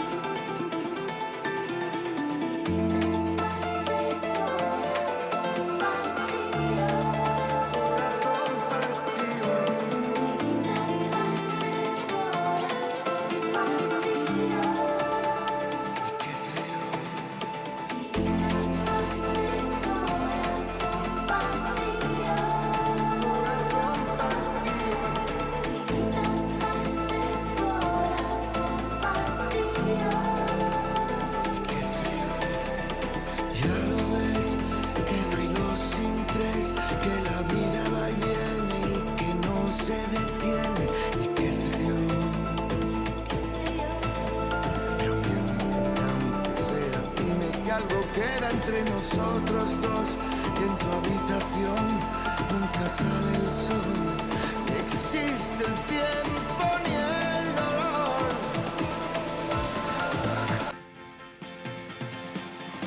Սուրճ ու սեր առավոտից։ 10:36 րոպե դուք շարունակում եք լսել եւ դիտել հանրային ռադիոյի առաջին ալիքը։ Եվս մեկ անգամ ասում ենք բարի լույս հարգելի ռադիոլսողներ, շնորհակալություն ենք հայտնում ձեզ ակտիվ մասնակցության համար, մեկնաբանությունների համար եւ ջերմ խոսքերի համար։ Շարունակում ենք մեր եթերը եւ մենք իհարկե միանշանակ խոսք հղեցինք գործատուներին ասելով, որ հաշվի առեք նաեւ այն հանգամանքը, որ կարող է հաշմանդամություն ունեցող անձը, որը կդիմի ձեզ աշխատանքի, ամենատաղանդավորը վերջում դուրս գա եւ ձեզ մեծ հաջողություններ բերի։ Մենք տեղափոխվում ենք բիզնես աշխարհ եւ փորձելու ենք հասկանալ, թե առհասարակ Հայաստանում ինչ վիճակում է բիզնես աշխարհը եւ ինչ հետաքրքիր ու կարեւոր խթանող միջոցառումներ են իրականացվում նրանց համար։ Սիրով ուզում ենք ողջունել BS Cosmo բիզնես ակումբի PR պատասխանատու BS Cosmo-ի կողմից նաև իրականացվող որակի նշան նախագծի ղեկավար Լիլիթ Դանելյանին ասում ենք բարի լույս։ Բարի լույս։ Բարի լույս Լիլիթ, բարի գալուստ հանրային ռադիոյում, շատ հաճելի է։ Մեր նախքին չի լինում, մեր գործընկեր կարող ենք ասել, լրագրության եւ լրատվության աշխարհից տեղափոխվել բիզնես աշխարհ, ինչ տվեց քեզ նաեւ բիզնես աշխարհի հետ սերտ շփումը։ Տեղափոխումը բիզնես աշխարհ, տեղափոխվել եմ բիզնես աշխարհ, բայց պահպանել եմ լրատվությունը, այսինքն ես հանդիսանում եմ BS Cosmo բիզնես ակումբի PR պատասխանատուն, ինչը նշանակում է ես էլի իմ գործունեությունը ծավալում եմ, ազատություն տվեց գործարարների հետ շփումը, այս աշխատանքը լայն մտածելու հնարավորություն տվեց, մասշտաբավորվելու հնարավորություն տվեց, ինչը թույլ չէր տալիս լրագրությունը ներողություն եմ խնդրում։ Դե բիզնես միջավայրը չէ համեմատյալ լրագրության հետ, դե կներեք ինչպես ասում են։ Մի խոսքով լավ եք զգում ձեզ հետ, թե։ Շատ, իհարկե։ Եվ այստեղ մենք արդեն տևական ժամանակ է նկատում ենք, որ հայ բիզնեսմենները փոխվել են, իրենք ստեղծագործող, արարող, ինչ որ նոր բան ստեղծող մարդիկ են։ Եվ այստեղ մենք տեսնում ենք բովանդակություն, որ ուրախացնում է մեզ։ Արդյոք բիզնես աշխարհում Հայաստանի իրականությունում հեշտ է բիզնես ոլորտում գործունեություն ծավալելը։ Հեշտ չէ գործունեություն ծավալելը, բայց BS Cosmo-ի հենց նպատակն էլ, մեր ակումբի նպատակն էլ հենց դա էր, որ անցել են այլևս այն ժամանակները, որ մարդիկ ունեն գումար, ժառանգություն են ստացել կամ այլ ինչ որ ճանապարհներով գումար են ունեցել եւ պետք է ինչ որ գործ դնել, որը 1 տարի հետո կփակվի, որովհետեւ չկար այդ գրագիտություն, հա, ինչպես պետք է բիզնեսը ճիշտ վարել, ինչպես սկսել, ինչպես ներդրումներ բերել, ինչպես թիրախները գտնել, ինչպես մարքեթինգով այդ ամեն ինչը ավտոմատացնել, թվերը եւ այլն։ Մենք փորձում ենք մեր ակումբով, դե ինչպես գիտեք, նաև մենք ունենք մեր ակադեմիան, մենք փորձում ենք ակումբի միջոցով, ակադեմիայի միջոցով մարդկանց սովորեցնել մի քիչ սխալ է, բայց ամեն դեպքում բերել այն դաշտ, որտեղ իրենք կիմանան ինչպես է պետք ճիշտ գրագետ բիզնեսը վարել։ Եվ բիզնեսի հաջողություններից մեկն էլ հանդիսանում է նետվորքը, շփումները, որովհետև եթե դու ունես ընդամենը մեկ փոքրիկ բիզնես եւ սահմանափակվում ես դրանով, դա շատ փոքր է եւ դու ինչ որ այլապետական աշխատողի նման մի բան է դառնում, կա մշտական եկամուտ, մշտական ինչ որ բայց երբ որ դու ծանոթանում ես այլ գործարարների հետ, այլ մտածելակերպ ունեցող մարդկանց հետ, փոքր, միջին, խոշոր գործարարների հետ եւ նրանցից խորհուրդներ ես ստանում, շփումներ եւ այլն, դու այդտեղ արդեն քո բիզնեսը մասշտաբավորելու, լայնացնելու, այլ ոլորտներում ներգրավելու հնարավորություն ոգեշնչվելու ամենակարևորը եւ այստեղ ես մի բան եմ նկատել, որը ինձ շատ դուր է գալիս, բիզնեսմենները երբ հավաքվում են որևէ ակումբում, հա, մի հարկի տակ, նրանք չեն զլանում եւ միմյանց հետաքրքիր գաղափարներ են տալիս, այդ գաղափարը նախանձություն չեմ տեսել, չգիտեմ, ես նկատել եմ, որ հակառակը այդ գաղափարը զրույցի ընթացքում մեծանում ու դառնում է ինչ-որ նոր բան ու գուցե ինչու ոչ այդ նետվորքի շնորհիվ գործակցություն է ստեղծվում նոր։ Գաղափարներից բացի ասեմ ձեզ, որ գործարարները շատ բաց խոսում են իրենց խնդիրների մասին։ Եվ երբ որ մի գործարար գալիս է, ասում է, գիտեք, ես օրինակ այսպիսի վնաս եմ կրել ու լսում է թե կողքինը ինչ միլիոնների կամ միլիարդների վնաս է կրել, այդ դեպքում հասկանում է, որ իր խնդիրը շատ փոքրիկ խնդիր է եւ շատ արագ հնարավոր է այդ խնդիրը լուծել։ Այսինքն այս տեսակ շփումների նպատակը նաեւ դա է, որովհետեւ քեզ թվում է թե քո խնդիրը ամենամեծն է, դու հիմա չգիտես, անելանելի վիճակում ես եւ լսում ես, որ քո կողքի գործարարը, որը շատ ավելի տարբերվող չի, հա, քեզանից, այնպես չի որ ինքը շատ խոշոր է, բայց ունի նաև այլ խնդիրներ, ունի այսպիսի լուծումներ, տեսել է այսպիսի համագործակցություն, ու հասկանում ես, որ ամեն ինչ ավելի հեշտ է եւ արագ լուծելի։ Ավելի վատ է լինում։ Էլի ինձ հետաքրքրում է, այ ինչպիսին են հարաբերությունները բիզնեսի գործատուների, հա, բիզնեսմենների եւ PR-ի միջև, որովհետև կար ժամանակատված, երբ չէին հաշտվում, որ PR-ը շատ կարևոր գործիք է իրենց համար։ Ու տեղեկան որ պիտի լսեն։ Հանձնարարում էին ընկերոջ, դստերն ասում են, դե թող գա վարի մերեջերը 2-3 հատ ֆոտո կանի, ինչ որ բան կգրի եւ ահա եւ PR-ի մասնագետ մեզ մոտ կլինի։ Հիմա արդյոք այդ իրավիճակը փոխվել է թե ոչ եւ այդ կարևորություն հա PR եւ բիզնես եւ արդյոք բիզնեսմենը լսում է PR պատասխանատուի խորհուրդները։ Թե ասում ես ճիշտ եմ, մեզ մոտ ամեն ինչ իդեալական է։ Նկարը պետք է լինի այսպեսին վերջ։ Ну իրականում ոչ բոլոր ընկերություններն են, որ իրենց կարող են թույլ տալ PR, ունենում են մարքեթինգ, դրանք մի քիչ փոքր-ինչ ամեն դեպքում տարբեր են։ Ես PR պատասխանատուն եմ, բայց նաև մարքեթինգն եմ վարում։ Այո, հիմա գործարարները շատ լավ հասկանում են, թե մարքեթինգը ինչ դերակատարում է անում։ Եթե չեն էլ հասկանում, դա իրենց խնդիրն է իրականում, որովհետև երբ որ գործարարը սկսում է մարքեթինգին հավատալ եւ տեսնել թվերը,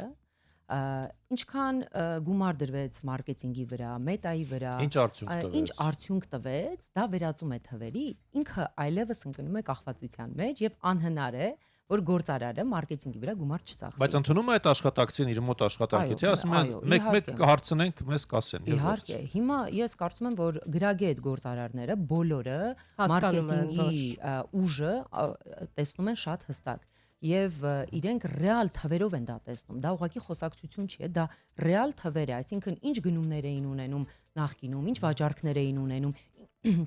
ներողություն, ինչ հեղինակություն ուներ տվյալ ընկերությունը, երբ որ PR չէր անում, մարքեթինգ չէր անում, եւ երբ որ արդեն անցնում է այս գործիքները։ Այստեղ չենք մոռանում մի կարևոր բան, որ գովազդի քաղաքականությունն է փոխվել, գովազդի դաշտն է փոխվել, եւ եթե նախկինում միայն անհասանելի բարձր թվերով հեռուստատեսային գովազդներ աշխատող գովազդ, այս պարագայում սոցհարթակները սիրուն եկել ու գրավել են այդ ամբողջ հարթակը եւ ճիշտ փոքր ճիշտ PR-ով եւ ճիշտ մարքեթինգային քաղաքականությամբ սոցհարթակների միջոցով կարելի է հասնել զգալի արդյունքների։ Այստեղ առաջնային պլան եկել են սոցհարթակները, իդեպ նկատել եք, որ կոնկրետ սոցհարթակներ կան եւ կոնկրետ բիզնեսներ, օրինակ բիզնեսներ կան, որ միայն Instagram-ի աշխատանքի շնորհիվ են առաջ գնում, մյուսը Facebook-յան հարթակն է ավելի ակտիվացնում։ Այստեղ շատ կարեւոր է նաեւ թիրախային պատկերացումները, ում համար ենք մենք դա անում։ Այո, ես աշխատելով 10 տարի աշխատելով եթերում, ես հիմա հասկանում եմ, որ ինձ եթերը այնքան չի, որպես PR պատասխանատու եմ ասում, հա, եթերը ինձ չի գրավում եւ ես այն գումարը չեմ դնի երբեք եթերի վրա, Քան սոցցանցերը։ Լիլիթ, իսկ այդ արկերը ինչպիսին է իրավիճակը, ավելի շատ վստահում են outsource ընկերություններին մարքեթինգային, թե գերադասում են ունենալ սեփական մասնագետ հենց տեղում իրենց ընկերությունում։ Հիմնականում սեփական մասնագետի արդյունքը միշտ ավելի շոշափելի լավն է լինում։ Outsourcer-ներ էլ կան իհարկե, որոնք էլի լավ ցուցանիշներ են, քիչ չեն, բավականին շատ են։ Բայց ովքեր նաև վարում են միանգամից մի քանի ընկերություն։ Երբ որ դուք ներսում եք լինում այդ բիզնեսի, ես լինելով օրինակ հիմա PR պատասխանատուն, ինձանից լավ ոչ մեկ չգիտի BS Cosmo-ի խնդիրները, անելիքները, սպասելիքները, պլանավորումները, մենք ունենք մինչև 35 թվականի պլանավորում, հա, ռազմավարությունը մեր մինչև 35 թվական գնում է։ Այսինքն ես շատ հստակ գիտեմ, մենք հիմա ինչ պետք է անենք, որպեսզի մյուս տարի ինչ արդյունք ունենանք, ինչը չի անի դրսի ընկերությունը։ Իսկ դրսի ընկերությունը կարող է ձեզ ուղղակի տալ այդ մոտավոր թվերը, այո, եւ նկարած թվեր կարող է տալ եւ ասել այդ այդքան էլ չէ, դեպքում այդ կարելի է ստուգել, դրա կարիքը նույնիսկ չել լինի։ Հիմա տեղափոխվենք հետաքրքիր մի միջոցառման, որը դուք եք պատրաստում, փորձում եք որակի նոր նշածող սահմանել, հասկանանք ինչ է սպասվում, թե բիզնեսմեններին, թե մեծ սովորական քաղաքացիներից։ Ինչպես նշեցի, BS Cosmo բիզնես ակումբը պարզապես ակումբ չէ, մենք ունենք մի քանի գործառույթներ, ակադեմիա, ջունիոր եւ այլն։ Պատկերացրու երեխաները հենց փոքրուց սովորում են ճիշտ պլանավորել բիզնես, քաղաքականություն, այո։ Եվ մենք այս տարի մտանք նաև ցուցահանդեսների դաշտ, այսպես ասած։ Գրավում եք, էլի։ Այո, քիչ-քիչ։ Եվ իհարկե մենք ուղղակի պարզապես ցուցահանդես չէինք անի բնականաբար, երբ որ որակի նշան ընկերության կողմից ստացանք առաջարկա անել համատեղ ցուցահանդես վաճառք, գաղափարը մեզ բավականին հետաքրքրեց, քանի որ կոնցեպտը շատ նման էր մեր ակումբին, որակի նշան Expo-ին մասնակցում են բացառապես որակական բարձր չափորոշիչներին համապատասխանող ընկերություններ։ Մեր ակումբի կոնցեպտն էլ է այդպեսին, երբ որ մարդը դառնում է ակումբական, պետք է համապատասխանի X չափորոշիչ ստանդարտներ։ Այո, այսինքն յուրաքանչյուր մարդ չի կարող դառնալ անդամ։ Հենց դա նպաստեց, որպեսզի մենք այս գաղափարը իրականություն դարձնենք, ինչի համար ենք անում ձեզ ցույց տալու, որպես սպառող, թե որոնք են համարձակ ընկերությունները, որոնք են պատրաստ իրենց ապրանքը տալ լաբորատոր զննության, որ ընկերություններն են, ծառայություն մատուցող ընկերություններն են պատրաստ իրենց տվյալները տալ, որպեսզի ուսումնասիրող խումբ ունենք հատուկ, որ ուսումնասիրի տեսնի ինչ հեղինակություն ունեն, ինչ կարծիքներ կան տվյալ ընկերությունների մասին, կամ լաբորատորիան արդյոք դրական կլինի, բոլորը չափորոշիչներին կհամապատասխանի, եւ դուք որպես սպառող գալով այդ էքսպոին տեսնելու եք որակ ցույց տվող ընկերությունների, հա, որովհետև շատ ընկերություններ, երբ որ ես խոսում եի նրանց հետ, հասկանալով, որ անցնելու է լաբորատոր զննություն, էտապներ կան եւ այլն, իրենք հրաժարվում են, հոժարական, ասում են, ետ ենք կանգնում, հա։ Այստեղ ուղակի էքսպո է, որտեղ ցուցադրելու են որակով, հա, բիզնեսներն են ներկայացվելու։ Մրցանակներ, այսպիսի բաներ չկան։ Չէ, այս դաշտում Եվ պարկաս չկան։ Հա, էլի, որովհետև ցավոք խնդիր ենք մենք տեսնում, հենց բիզնես ոլորտում ենք նաև այդ խնդիրը տեսնում, որ տարատեսակ մարդիկ որոշում են, որ պիտի կազմակերպեն մրցանակաբաշխությունը դարձել է բիզնես, այո, եւ նրանք վաճառում են այդ մրցանակները եւ տարբեր կոչումներ։ Արդեն ազնիվ չէ, երբ ես ասում եմ, ես ստացել եմ արժանացել եմ այս մրցանակին, բայց մենք գիտենք, որ ժամանակներ, որ առել են, շատ արդար են եղել կամ ինչ-որ ֆինանսական եկամուտ չեն հետապնդել, ուղղակի ամեն մրցանակաբաշխության ժամանակ դրվում է, թե ինչի համար է այդ գումարը երևի թե ծախսվում։ Ես իրականում մրցանակաբաշխություն չեմ իրականացնում, չգիտեմ, բայց գովազդային փաթեթներ են առաջարկում։ Հա, այդ կոնցեպտը այս դեպքում ավելի լավ է պետք է ուշադրություն դարձնենք այն կազմակերպած միջոցառումներին, որտեղ զուտ ներկայացվում է, այսինքն այդ շահը չկա էլի, դու ինձ վճարի, ես քեզ տարվա լավագույն գործարար կտամ։ Կամ կտամ երկիր մոլորակի գործարար կոչումը։ Ինչ ուզես կգրենք, հա, այդ մրցանակի վրա։ Դուք որպես լրագրող երբևիցե մրցանակ չեք ստացել։ Ազնիվ ստացել եմ, ինձ առաջարկել են մրցանակ վճարովի եւ ես կտրականապես հրաժարվել եմ, ասել եմ ցտեսություն դուրն այն կողմն է։ Ինձ էլ են առաջարկել առանց վճարի, ես հրաժարվել եմ, որովհետեւ երբևիցե չեմ մտածել, որ իմ արածի համար պետք է ինչ-որ մրցանակով եւ ասում են դա կարգավիճակ է, երբ ունես այդ մրցանակները, բայց արի ուտես, որ կարգավիճակը այն է, երբ դու ազնիվ գործարար ես եւ կարողանում ես որակով արտադրանք ներկայացնել ու ձեռք բերել մարդկանց վստահությունը քո կատարած աշխատանքով։ Այո, հենց երբ է սպասվում որակի նշան էքսպո։ Դեկտեմբերի 5, 6, 7-ին 3 օր է լինելու Մերիդիան Էքսպո կենտրոնում ոսկերիչների 1 հասցեում առավոտյան ժամը 11-ից մինչև երեկոյան 22:00 Մուտքը ազատ է, տեղում գրանցում լինելու է եւ մեր էքսպոն տարբերվում է նաեւ նրանով, որ ունենալու ենք համերգային ծրագիր, ունենալու ենք բիզնես կոնֆերանս, ու դա բիզնես կոնֆերանսը որպես այդպեսին չի տարբերվում, որովհետև շատ էքսպոներում դա իրականացվում։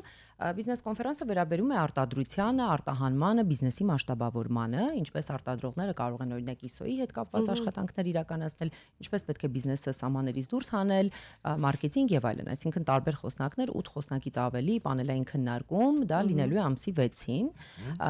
Իսկ համերգային շոուն հայտնի երգիչների մասնակցությամբ է լինելու, որ դա փորձել ենք ինչի համար անել, որպեսզի մարդ նայեք այսօրվա դրությամբ էքսպոների խնդիրներից մեկը նաև հանդիսանում է հոսքը, որովհետև շատ էքսպոներ են իրականացվում, բայց մարդկանց դժվար է կարողանում տեղ հասցնել քո միտքը, հա, այնքան ստանդարտ էքսպոներ են իրականացվում ուղղակի թեմատիկաներով, որ մարդուն դժվար է ասել, գիտես, ուղղակի պարզապես որակյալ ընկերություններին տեսնելու համար դու հասի Մերիդիան ոսկերիչների 1 հասցե, դրա համար նաև փորձեցինք հաճելին օգտակարի հետ ապահովել, իհարկե կլինեն շատ բազում մարդիկ, որոնց համերգային շոուն չի հետաքրքրի բացարձակ, բայց կլինեն մարդիկ, ովքեր կգան կուզենան լսել մեր հայտնի երգիչներին, եթե կարող եմ ասել ովքեր են երգելու, եթե չէ անհրաժեշտությունը չկա, մենք մեր գովազդները իրականացնում ենք, կարիքներ չունենք։ Սոցիալական արտակներում իրականացնում ենք, կարիք չկա այստեղ ասելու, բայց նաև փորձել ենք այդ մարդկանց տալ այդ շոուն, որպեսզի իրեն կարողանան դրանից հետո կամ դրանից առաջ ծանոթանալ ընկերությունների հետ, գնումներ իրականացնել, այսինքն այդտեղ ենք փորձել մի փոքր տարբերվել։ Ինձ նաև հետաքրքրեց որպես էքսպոներ այցելու գրանցումը։ Հա, տանջվում եմ միշտ Տիգրանը գրանցում։ այդ գրանցում արդյոք սկսելու են գրանցել կոշիկի չափից միջև հագուստի չափ։ Ոչ, այնտեղ մուտքն է ապահովում գրանցումը, շատ հստակ կա այնտեղ անուն ազգանուն, հեռախոսի համար էլեկտրոնային հասցե եւ դուք գործարար եք թե ուղակի այցելու զուտ։ Հեռախոսի համար ես չեմ տրամադրում, ինչքան էլ ցանկանում։ Խնդիր չկա, մենք այդտեղ էլ խնդիր չենք տեսնում։ Ինչի համար ենք մենք դա անում, որպեսզի տեսնենք մեր էքսպոն, քանի որ թիրախավորված արտադրողներ, որակյալ ընկերություններ, մենք ուզում ենք տեսնենք թե վերջում իրենց ցույց տանք մեր տաղավար ձեռքբերողներին, ցույց տանք թե քանիսն են որպես այցելու եղել եւ քանիսն են եղել որպես գործարար, հետաքրքրվեն տեսնեն թե ուրիշները ինչ պրոդուկտներ են ներկայացնում։ Սա զուտ մեզ համար է, հա։ Կարևորը հետո է հեռախոսին SMS-ներ չուղարկեն, գովազդեն կամ չզանգեն, չփչեն, կարող են զանգել եւ չխոսել, դա էլ կա։ Այստեղ դուք կգաք մեր էքսպոին եւ ձեր կարծիքը հետո շատ լավ։ Ինձ հետաքրքիր է, ասացիք նաեւ սա երևի թե վերջին հարցն է, որովհետեւ ժամանակ չունենք, ասացիք, որ շատերը որ իմանում են պետք է որոշակի քննություն, այսպես անցկացվի որակի հետ կապված փորձաքննություն անցկացվի, հրաժարվում են։ Այդ հանդգնողները շատերն են, այն մարդիկ, որոնք համաձայնել են, որ փորձաքննության անցնեն եւ մասնակցում են էքսպոին։ Նայեք, հրաժարվել է այսպես է լինում, մենք ներկայացնում ենք, իրենք ասում են շնորհակալություն, մենք անպայման ձեզ հետ կապ կհաստատենք ու դրանից հետո բնականաբար կապը կորում է։ Մի տարբերակը դա է։ Մենք ունեցել ենք մի քանի դեպքեր, որ չի համապատասխանել տվյալ ընկերությունը այդ որակական բարձր չափորոշիչներին, լաբորատոր պատասխանների արդյունքում մենք զանգահարել ենք իրենց, անձամբ իրենց առանց ինչ որ մեկին տեղյակ պահելու ասել ենք, որ ձեր պատասխանները բացասական են եղել ու ասել ենք ինչ պատասխաններն են բացասական եղել, խնդրում ենք վերանայեք այս խնդիրները, հետագայում եթե մենք եւս մեկ անգամ էլի կանենք նման ոճի էքսպո, հա, նման ֆորմատի, դուք կրկին կարող եք մեզ հետ համագործակցել, բայց մենք իրենց հակափիառով այսպես ասած չենք զբաղվում ու իրավունքն էլ չունենք որպես այդպեսին։ Շնորհակալ ենք, հաջողություններ ենք մաղթում, ուզում ենք հիշեցնել, որ տաղավարում զրուցում ենք որակի նշան նախագծի ղեկավար Լիլիթ Դանելյանի հետ, մենք շարունակում ենք, դեռ հրաժեշտ չենք տալիս, դեռ հրաժեշտ, լավ, վերջին մի քանի րոպեն է։ Լուսանկարվենք այնուհետև վերադառնանք, այո։ Եկա մոտը դու սիրուց, սիրտը իմ դողած, եկա որ դու ինձ կրկես ամուր, որ քո գրկում դառնամ մի բուր, շնչակը դու, այ, քո ամպույրը,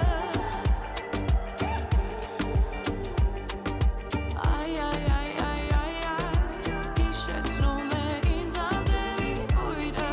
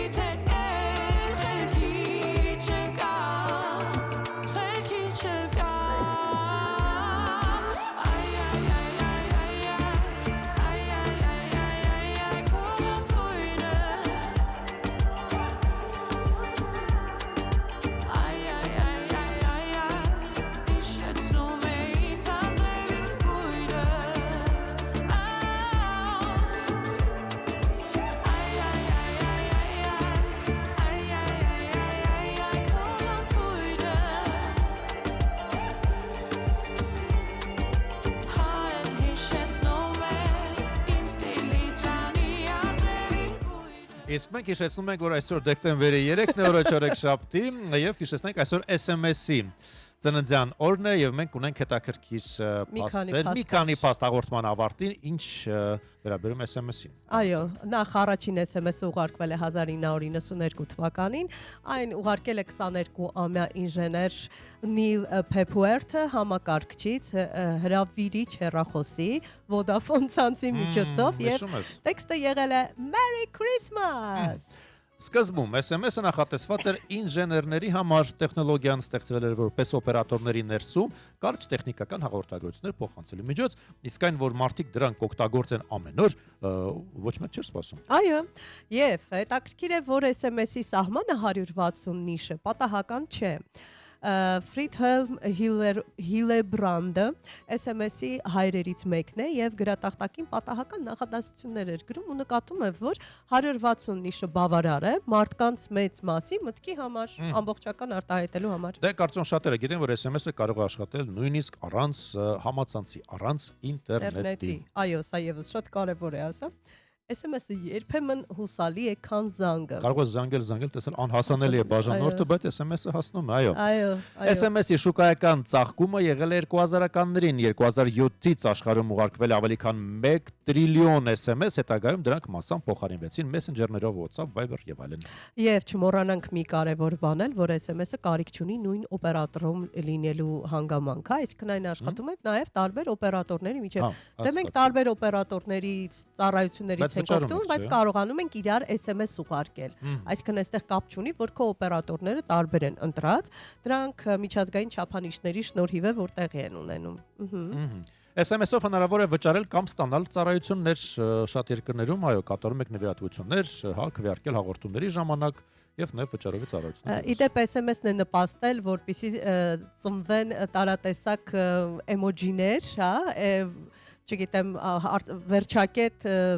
փակագից, այս սրանք, քանի որ նիշերի քանակը սահմանափակ էր, մարդիկ սկսեցին ստեղծել խտացած ու ժպիտիկներով հարուստ լեզու, որը հետագայում դարձավ ինտերնետ սլենգ։ Ես օգտագործում եմ շատ, որովհետև էմոցիա մի կերպ պիտի փոխանցես։ Կատակ ես անում, նշանն ես դնում, որ հասկանան, որ կատակում ես։ Իսկ հաճախ երբ հայատառ ենք մենք գրում համակարգչով, շատ արագ սեղմում ենք control այդ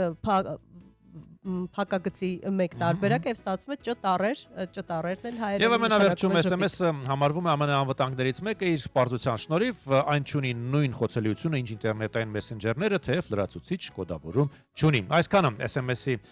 մասին, SMS-ի ծննդյան օրը նշեցինք մեր եթերում։ Մենք գնանք SMS գրելու, մեր եթերն արդեն ավարտվեց, սիրելի ռադիոլսողներ, եթերաժամը սպառված է, այսօր ձեզ համար եթերում սիրով աշխատեցին իմ անփոխարինելի հրաշալի գործընկեր Տիգրան Հարությունյանը գործընկեր Լուսինե Մուրադյանը եւ մեր ռադիոլսողները, ովքեր մեզ հետ էին սկզբից գուցե մինչ այս պահը։ Այո, ցտեսություն։